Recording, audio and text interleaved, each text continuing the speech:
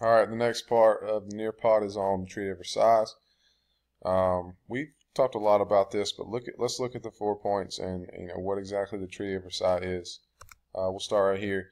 The Treaty of Versailles was the peace agreement that was signed to end World War I in 1919. Okay, so the Treaty of Versailles is basically what ends World War I officially. Okay, there were several points of the treaty that were agreed upon by the French, English, and the United States. These key points, though, are the more important ideas of the treaty. Okay, and we've talked about these 4 points before, but let's dive into them. Okay, all right. So Germany had to accept the blame for starting the war. Okay, guys, did Germany deserve to take the blame? I don't know. They didn't necessarily start it, but they were the biggest country for the Central Powers during World War I, so they had to take the blame. Okay, all right. They were the main contributor of the fighting in the war. They had the most people. They had the biggest military. They were the biggest on the losing side, right? Okay, so they had to take the blame. Even if it was fair or not, they had to take the blame. So Germany had to accept the blame. That's point number one. Point number two, Germany had to pay reparations. 6.6 million pounds. Okay, what are reparations? That's money. They had to pay that for the damages done during the war.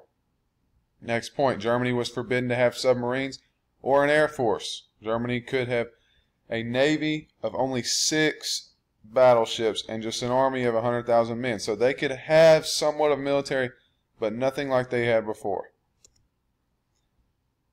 Okay. Germany also lost territory. Okay, they lost a lot of the land they gained during World War I. Germany's colonies were given to Britain and France. All right.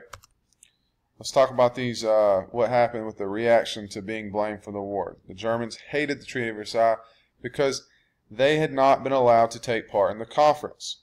They thought they had been tricked and betrayed, and they hated the treaty.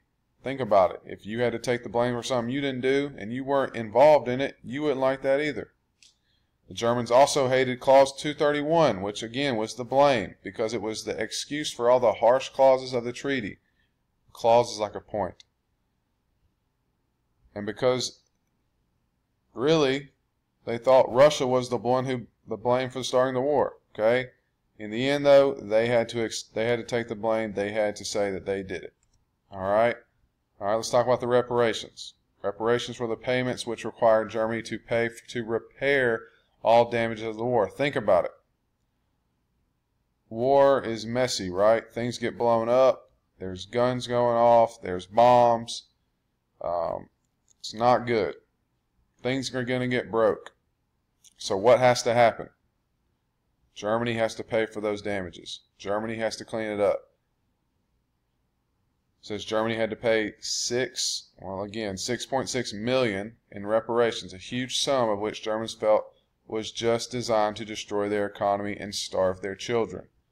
Ultimately, the reparations did destroy the economy.